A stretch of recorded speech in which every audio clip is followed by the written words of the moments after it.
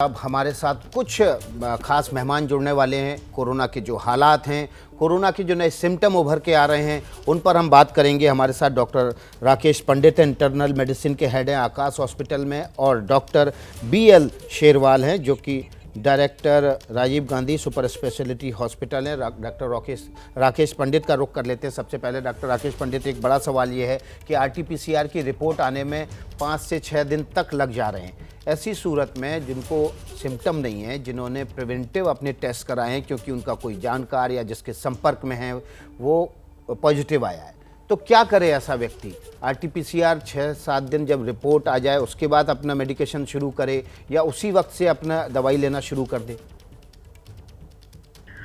देखिए, अगर हम किसी भी पेशेंट का RT-PCR कर रहे हैं, इसका मतलब हमें उस पेशेंट में कोरोना होने का पूरा शक है। तो ऐसे में सबसे इम्पोर्टेंट स्ट्रेटजी कि वो बंदा अपने आप को आइसोलेट करे, बिकॉज ये जो हम आजकल वायरस देख रहे हैं इसकी वायरुलेंस बहुत है। मतलब आप समझो कि एक बंदा ऑलमोस्ट 15 पेशेंट्स को इन्फेक्ट कर रहा है। तो सबसे बड़ी चीज होगी, जब तक उसकी रिपोर्ट आए, वी हैव टू कंसिडर, हमें मानना ही है कि वो कोरोना पॉजिटिव है अनलेस रिपोर्ट आए। और ट्रीटमेंट में तो उतना ये कुछ नहीं है कि हम एक स्पेसिफिक ट्रीटमेंट स्टार्ट करें। सबसे इम्पोर्टेंट उसको न्यूट्रिशन पे ध्यान रखे और अपना जो social distancing, he has a social responsibility, उसको ये ध्यान रखना है कि मैंने घर के सारे लोगों को बचाना है। और दवाई से ज्यादा मुझे तो यही है कि उसको सारी सोसाइटी की, और इसका ये फर्ज है कि मैं लोगों को बचाऊं, अपने आप को आइसोलेट करें, न्यूट्रिशियस खाना खाए, जो विटामिन्स वगैरह है, दो उतना रोल नहीं है, वो हल्की फुल्की दवाई ले। अगर क्रोसिन, ये बुखार आ रहा है तो पैरासिटामोल या बुखार उतारने की जो भी साधारण दवाई अपने डॉक्टर से पूछ के ले। बस इतना ही ना करे, क्योंकि हम देख रहे हैं कि पेशेंट्स एकदम फ्रेनेटिक हो जा रहे हैं कि एकदम कोरोना सुन लिया, अननेसेसरी एंटीबायोटिक्स 2B 3B, जो जिसने व्हाट्सएप पे मैसेज भेज दिया कि इससे फायदा है, ये है, तो उससे ज्यादा कॉम्प्लिकेशंस ही होती है रादर देन एनी बेनिफिट। जी डॉक्टर साहब, एक बड़ी समस्या ये भी आ रही है कि जो पेशेंट हैं उनके अंदर जो RT-PCR है वो नेगेटिव आ रहा है। RT-PCR नेगेटिव आने के साथ साथ उनके अंदर कई बार लक्षण भी नहीं होते हैं और अचानक से उनको तब महसूस होता है जब इन्फेक्शन बढ़ जाता है, सांस लेने में तकलीफ होने लगती है। ऐसी सूरत में क्या किया जाए? ऐसी सूरत में तो सबसे इम्पोर्टेंट वो अपने, जैसे हमें ध्यान रखना है कि अगर किसी को कोरोना है तो रेड फ्लैग साइंस उन्हें पता होनी चाहिए कि एकदम से किसी को एकदम बुखार जो है वो उतर नहीं रहा है किसी का, एंड सेकंड सांस लेने में दिक्कत हो रही है, वो चलने में एकदम दिक्कत महसूस कर रहा है कि मैं थोड़ा भी चलूं तो वो कार्य उसके लिए मुश्किल हो रहा है। तो ये अपनी फ्लैग साइंस, और एक SpO2 मॉनिटर रखे अपने पास जिसको भी है, एंड सैचुरेशन देखते रहे।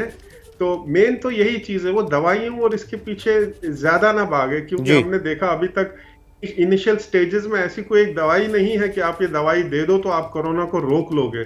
जी, तो ये मेरी सबसे गुजारिश है कि सबसे इम्पोर्टेंट इन्हीं पे, और एकदम से फ्रेनेटिक ना हो कि हॉस्पिटल भागे, ये करे।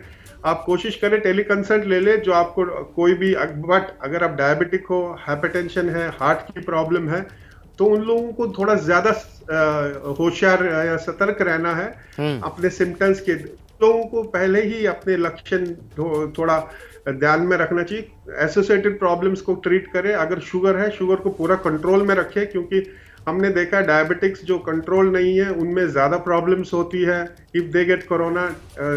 BP वाले या COPD, चेस्ट की प्रॉब्लम, उन लोगों में ज्यादा प्रॉब्लम है। They have to be more careful. आम आदमी को ज्यादा प्रॉब्लम नहीं होती है अगर वो प्रिकॉशंस दे। दवाई से ज्यादा वो ये जो सारे प्रिकॉशंस हैं उनकी ओर ध्यान, प्रिकॉशन लेना ज़्यादा ज़रूरी है। हमारे साथ डॉक्टर BL शेरवाल भी जुड़ गए हैं, Rajiv Gandhi super speciality hospital के डायरेक्टर हैं। डॉक्टर साहब, आपका भी स्वागत है।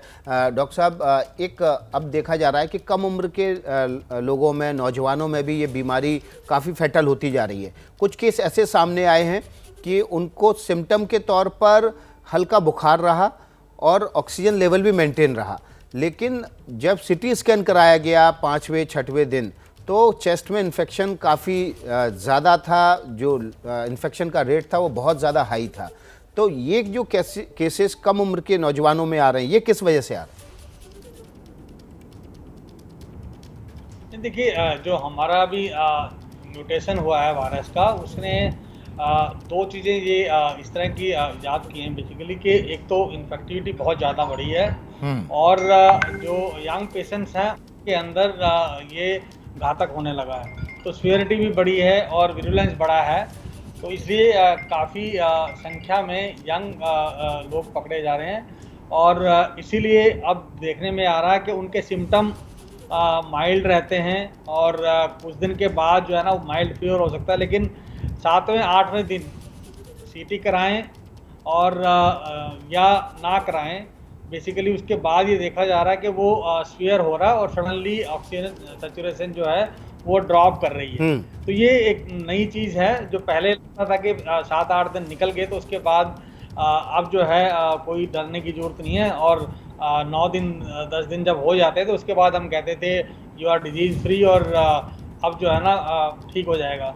लेकिन अब ऐसा नहीं लग रहा है कि 10 दिन के बाद भी फीवर हो रहा है, 10 से 12 दिन तक चल रहा है और कॉन्टिन्यूस फीवर आ रहा है 100, 101, 102, इवन 103, 4 तक। तो वो एक है यंग बच्चों में एंड मोर्टेलिटी भी हो रही है और वो सडन ऑक्सीजन ड्रॉप हो रहा है। उसके कई कारण है, एक तो मैसिव निमोनिया शटल होना और दूसरा कई बार एम्बोलिज्म होना जी। तो उसके कारण भी सडन ड्रॉप होता है और वो रिकवर नहीं कर पाते, तो इसमें बड़ी दुविधा है। कोरोना बीमारी की दूसरी लहर में अलग अलग तरह के हालात सामने आ रहे हैं। कई बार आरटीपीसीआर टेस्ट नेगेटिव आ रहा है, लेकिन जब सीटी स्कैन होता है तो कोरोना पाया जाता है। लेकिन सीटी स्कैन आपको कब कराना है, क्योंकि सीटी स्कैन बहुत ज़्यादा आपके शरीर के लिए नुकसानदायी होता है। हमारे साथ डॉक्टरों का एक पैनल जुड़ा हुआ है, सीधे उनका रुख कर लेते हैं। हमारे साथ डॉक्टर राकेश पंडित हैं, हमारे साथ डॉक्टर BL शेरवाल हैं, डॉक्टर के सेठी हैं, डॉक्टर यथार्थ त्यागी हैं जो कि डायरेक्टर हैं यथार्थ हॉस्पिटल ग्रुप के। सबसे पहले डॉक्टर यथार्थ त्यागी का रुख कर लेते हैं। डॉक्टर यथार्थ, हम एक देख रहे हैं ट्रेंड कि हर कोई आरटीपीसीआर नेगेटिव आने के बाद भी सीटी स्कैन की तरफ भाग रहा है। सीटी स्कैन शरीर के लिए बहुत नुकसानदायी होता है। किस सूरत में सीटी स्कैन चेस्ट का कराना चाहिए? देखिए, हॉस्पिटल में जो हमारे पेशेंट्स आ रहे हैं यूजुअली वो वाले पेशेंट्स हैं जो काफ़ी सिम्टम्स के साथ और काफ़ी सिक होकर आ रहे हैं। तो जो एडमिट होने पेशेंट्स आते हैं, हमारा तो ये प्रोटोकॉल है जो हमारा नोएडा एक्सटेंशन हॉस्पिटल है जहाँ पे अराउंड 450 कोविड पेशेंट्स एडमिटेड हैं, कि सबसे पहले आते हैं एडमिशन के टाइम ही हम उनका सीटी स्कैन कराते हैं या नाइट में उनका सीटी स्कैन कराते हैं। For every admitted patients we are doing CT scan, that's the first and the foremost thing. उसके बाद जब सीटी स्कैन होता है तब उसमें देखते हैं कि कितना लंग्स में इन्वॉल्वमेंट है, उसके बेसिस पे हम देखते हैं कि उनको स्टेरॉइड चलेंगे या ये डोज चलेगी। दूसरी चीज है जो ओपीडी बेसिस पे जो पेशेंट्स आते हैं उनको जो हमारे फिजिशियंस हैं, जो पल्मोनोलॉजिस्ट हैं, उनको सीटी स्कैन हम तभी एडवाइस करते हैं जब उनके सिम्टम्स थोड़े से वर्स होने लग जाते हैं। तो फॉर ओपीडी बेसिस पे CT scan is not done for every patient, it is done for patients who are showing symptoms, जिनका थोड़े दिनों तक सिम्टम्स चलता है। और फॉर आईपीडी पेशेंट, जो कोविड पेशेंट जो एडमिट होने आते हैं, उनका अगर सीटी स्कैन पहले से नहीं हो चुका तो सेम डे उनका सीटी स्कैन कराते हैं। और अगर उनका सीटी स्कैन पहले से हो भी चुका होता है, अगर वो 1 वीक पुराना सीटी स्कैन है तो भी हम रिपीट करते हैं। Within 1 week we try not to repeat it because उसमें जो रेडिएशन है वो बॉडी के लिए बार बार अच्छा नहीं होता है। जी, हमारे साथ डॉक्टर के सेठी भी हैं, Delhi heart and lung institute के। हमने देखा डॉक्टर साहब की माफ़ कीजिएगा, डॉक्टर के सेठी से संपर्क टूट गया हमारा। डॉक्टर BL शेरवाल जुड़े हुए, उनका रुख कर लेते हैं। हमने देखा डॉक्टर BL शेरवाल के बहुत सारे लोगों को साइलेंट हाइपोक्सिया हो रहा है, उनको पता ही नहीं चल रहा है कि धीरे धीरे उनकी सांसें टूट रही हैं। ऐसे मरीज की पहचान कैसे की जा सकती है? इसमें जो है ये बहुत ज़रूरी है कि आप जो है ना अपना पल्स ऑक्सीमीटर अपने पास रखें और उसको हर जो है कुछ देर के बाद, ख़ास तौर पे 3-4 घंटे के बाद देखते रहें। और अगर उसमें सैचुरेशन आपकी ड्रॉप होती है तो उस पर वॉच रखें। और ख़ास तौर पे जब 93 या 90 से नीचे जैसे आती है 94 तक, हम कहते हैं घर पे वो सेफ़ है। जैसे 94 से नीचे आने लगती है तो इमीडिएटली डॉक्टर की सलाह लें और हो सकता है उनको एडमिशन की आवश्यकता हो।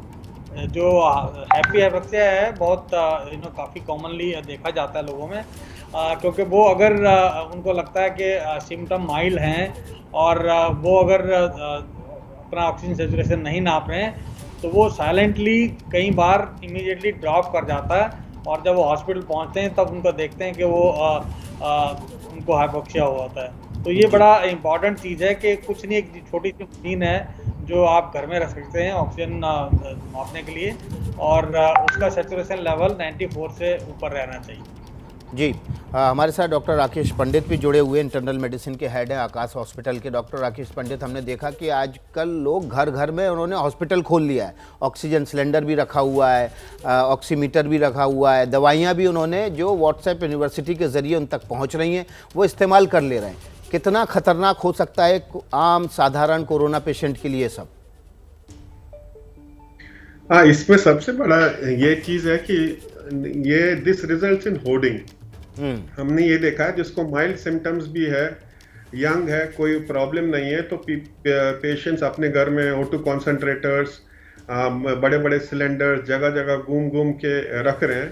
बट अब जैसे हमने देखा कि हॉस्पिटल बेड्स तो सबको मिल नहीं सकते, there have some people who have come up with this के चलो अगर घर में ही वो ICU सेट कर पाए, क्योंकि समय में हमने देखा कितने ही मरीज हॉस्पिटल में धक्के खाते हैं, नहीं कर पाते हैं। बट अगर वो किसी कुछ टीम्स बनी है बहुत लोगों की कि दे आर, वो जो नर्सेज दे रहे हैं, ऑक्सीजन प्रोवाइड कर रहे हैं, मॉनिटर्स दे रहे हैं, तो जब तक उनको हॉस्पिटल मिले, अगर वो डॉक्टर की गाइडेंस में कर रहे हैं तो it is a temporary solution till they reach hospital. क्योंकि at the end of the day घर में भी उन्हें ऑक्सीजन कितनी देर सिलेंडर चलेगा। जैसे हम व्हाट्सएप में भी देख रहे हैं कि लोग एडवर्टाइज करें जी हम आपको ये एक सिलेंडर लाइफ सेविंग देंगे, जबकि वो सिलेंडर की लाइफ 12 मिनट भी नहीं है। तो वो 12 मिनट वो सिलेंडर के लेने के चक्कर में जाएगा, बट एक गलत उसको ये सेटिस्फेक्शन या ये इसमें रहेगा कि मेरे पास तो सिलेंडर है तो मुझे कुछ नहीं होगा। बट अगर आपने ये सेटअप करना है, आप डॉक्टर के संपर्क में रहिए, वो गाइड करेंगे आपको कि ऐसा करना है। अगर आपको कोई सिस्टर या कोई ऐसे ग्रुप बने हुए जो मिले कि जो आपको होम केयर दे सके जब तक आपको हॉस्पिटल पहुंच पाए, तो ये ऐसे में हो सकता। पर खुद से दवाइयाँ वो बिल्कुल ना ले जी। और इवन जैसे इसने ये बोल दिया, उसने ये बोल दिया, तो ये बिल्कुल ना करे। इसका तो हम उल्टा इवन हॉस्पिटल में देखते हैं कि हमारे पास सिक पेशेंट्स है, हमें फोर्स करते हैं भाई कि मेरे को मुंबई के ये डॉक्टर ने ये उसको ये दवाई चली थी, आप ये चला दीजिए जी। डॉक्टर राकेश पंडित, एक और चीज़ हमने देखी आजकल बड़ी वायरल है, एक डॉक्टर हैं वो बता रहे हैं कि नेबुलाइजर का इस्तेमाल आप ऑक्सीजन के सब्स्टिट्यूट के तौर पे कर सकते हैं। अगर आपका ऑक्सीजन लेवल डाउन है और आपके पास ऑक्सीजन सिलेंडर नहीं है, ऑक्सीजन सैचुरेटर नहीं है, क्या ये नेबुलाइजर ऑक्सीजन का सब्स्टिट्यूट हो सकता है? बिल्कुल नहीं, अभी तक ऐसे हमारे पास कोई ऐसी स्टडी नहीं है बैकअप करने के लिए ये नेबुलाइजर से आपको ऑक्सीजन की कमी पूरी होएगी। और हमें पता है कि नेबुलाइजर में जैसे आप कुछ लोग बोल रहे कि उसमें स्टेरॉइड वाला आप नेबुलाइज के थ्रू दे, उससे कुछ फायदा हो सकता है, बट नेबुलाइजर कभी भी आपके ऑक्सीजन का सब्स्टिट्यूट नहीं हो सकता है। ऑक्सीजन आजकल ऑक्सीजन है तो हमारे शरीर में पूरा हम होश में रह पाते हैं, थकान नहीं होती है जी। तो ऑक्सीजन का सब्स्टिट्यूट नेबुलाइजर नहीं है। और ये जो अनवेरिफाइड सोर्सेज से न्यूज आती है, प्लीज इस पे ना करें। इस पे एक तो जो ओपीडी में जो प्रेशर पड़ता है, प्लस सीटी के बारे में एक चीज कहूंगा कि अभी रिपोर्ट आई थी कि जैसे महाराष्ट्र में कहीं उन्होंने कहा था कि एक जगह में जो सीटी एक सोर्स था ये फैलाने का, जब तक आपको डॉक्टर ओपीडी में ना बोले कि आपको सीटी की जरूरत है तो सीटी बिल्कुल ना करे तब तक, क्योंकि सीटी हम देखते हैं कि वो फर्स्ट डे में सीटी कराते हैं उसका कोई वैल्यू नहीं है, जबकि जब सांस फूले या आप 6 मिनट चलने के बाद आपका ऑक्सीजन डिप जी। आपको बीच में रोकूंगा डॉक्टर राकेश पंडित, हमारे साथ डॉक्टर यथार्थ त्यागी हैं। डॉक्टर यथार्थ, प्लाज्मा की तरफ हमने देखा है कि लोग क्रिटिकल मरीजों के लिए प्लाज्मा अरेंज करते घूम रहे हैं, क्या प्लाज्मा कोई विकल्प है क्रिटिकल मरीज के लिए? देखिए, क्रिटिकल मरीज के लिए एंड स्टेज में तो हम प्लाज्मा नहीं देते हैं। अगर प्लाज्मा देना है तो वो तब देते हैं जब क्रिटिकल स्टेज से पहले पेशेंट होता है, whether it's in HDU stage में। और जहां तक नेबुलाइजर और स्टीमर की बात कर रहे थे, अभी तो हमारे कोविड हॉस्पिटल में नेबुलाइजर और स्टीमर बैंड है। It is against our treatment protocol.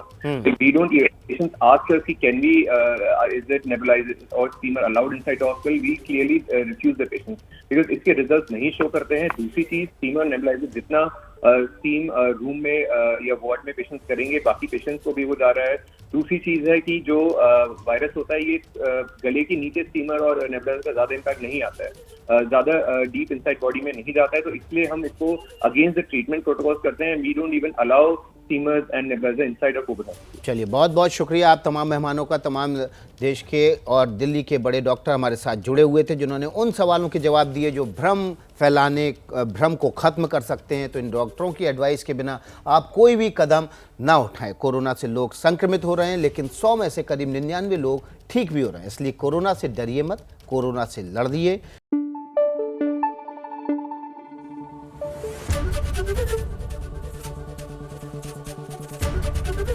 ABP news आपको रखे आगे।